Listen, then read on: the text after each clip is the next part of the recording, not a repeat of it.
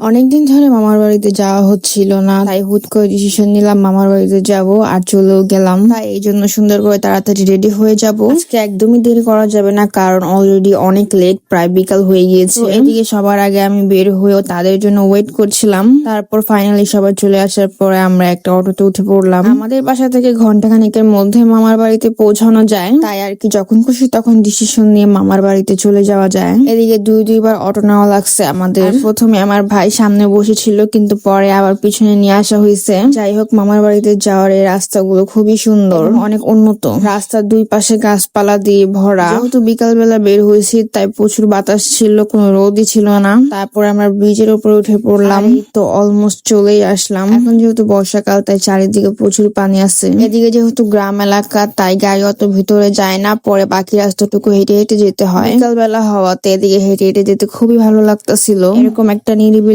জায়গায় সবাই গল্প করতে করতে হাঁটছিলাম, কিন্তু একটু পরে সন্ধ্যা হয়ে যাবে। জানি না সন্ধ্যার আগে বাসায় পৌঁছাতে পারবো কিনা। এদিকে দেখো, সবার আগে আমার ভাই হেঁটে যাচ্ছে, তারপর আমি, তারপর আমার বোন, তারপর আমার আম্মু। আর মামার বাড়িতে শুধু মামারাই না, সাথে খালারাও আছে। তারা একদিন আগে মামার বাড়িতে আসছিল। এদিকে এতটুকু রাস্তা পার হতে হতেই সন্ধ্যা হয়ে যাচ্ছিল। তাই সবাইকে বলতেছিলাম একটু তাড়াতাড়ি করে হেঁটে যেতে। এরকম একটা সুন্দর পরিবেশে মনে হচ্ছিল না যে আমি হাঁটছিলাম, মনে হচ্ছিল যে আমি উড়ে উড়ে চলে যাচ্ছি। আর এদিকে দেখো, সূর্য ডুবতে চলেছে। বর্ষাকাল হওয়াতে চারিদিকে প্রচুর পানি, তাই আমাদেরকে অন্য রাস্তা দিয়ে মামার বাড়িতে যেতে হয়েছিল। আর সেই রাস্তা দিয়ে হেঁটে যেতে যেতে প্রায় আধা ঘন্টা লেগে গিয়েছিল। আর এদিকে আমার বেস্ট ফ্রেন্ড আমার জন্য ওয়েট করতেছিল, আমাকে দেখা মাত্রই দৌড়ে চলে আসলো। তারপর আর কি আমরা দুজন মিলে একটু ঢং করতেছিলাম। ওর সাথে আমার অনেকদিন পরে দেখা হয়েছে, তাই ও অনেক বেশি খুশি হয়েছিল আমাকে দেখে। তারপর একটু রেস্ট নেওয়ার পরে সবার সাথে খেলতে বসে পড়েছিলাম। আসলে সবাই একসাথে হব আর খেলা হবে না, এটা তো হয়ই না। যখনই আমরা সবাই একত্রে মামার বাড়িতে আসি, তখনই আমরা এরকম খেলাধুলা করি। সবাই একসাথে খেললে কিন্তু অনেক বেশি মজা লাগে। আর এখানে সবার নাম্বার লেখা হচ্ছিল।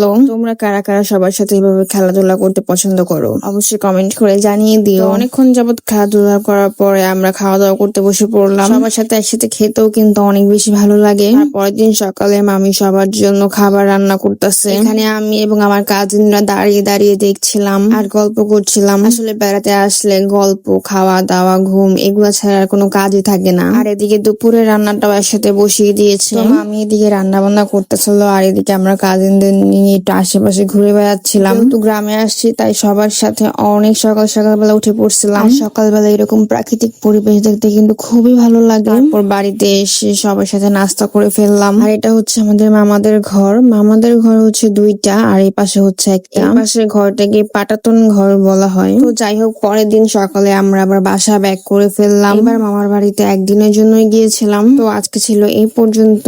সবাই সুস্থ থেকো, আল্লাহ হাফেজ।